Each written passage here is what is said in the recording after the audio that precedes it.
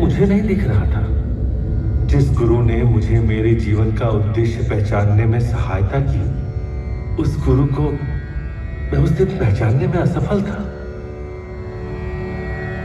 इधर मैं जीवन का सत्य खोजने में लगा था और उधर जीवन ने मेरे लिए कुछ और ही सोच रखा था।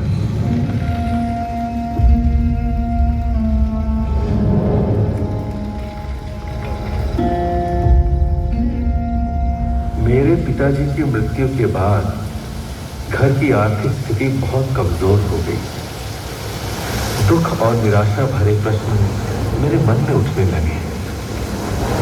आखिर मेरे साथ ही ऐसा क्यों हो रहा है?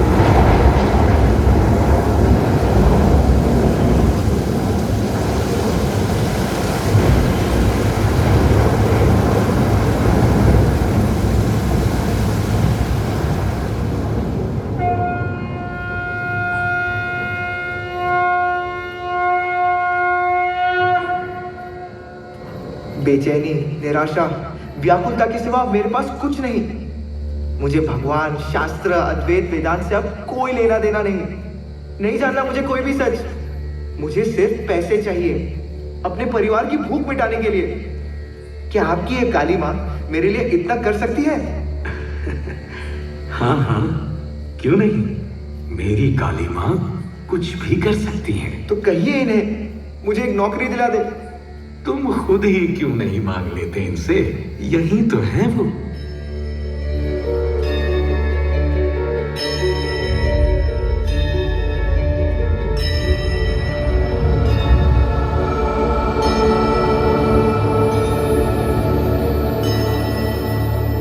मांगी अपनी नौकरी।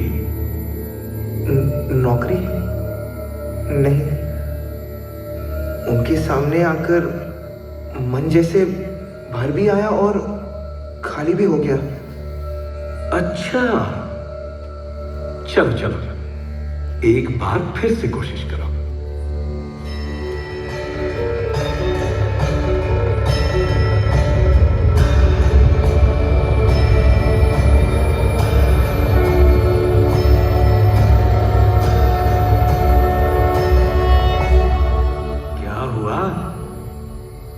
मैं कुछ मांग ही नहीं पा रहा इनसे। कुछ भी नहीं? नहीं, ना धन, ना दौलत, ना संपत्ति। काली माँ के सामने आते ही मन में किसी भी दुनियावी चीज का ध्यान ही नहीं रहा। सब शांत हो गया, शून्य हो गया। बचपन से ही या तो धनवान बनने का या संत बनने का सपना देखता था। आज मुझे अपनी दिशा साफ दिखाई दे रही है। नरेन, मेरे पुत्र, इतनी देर क्यों लग गई तुम्हें? ठाकुर,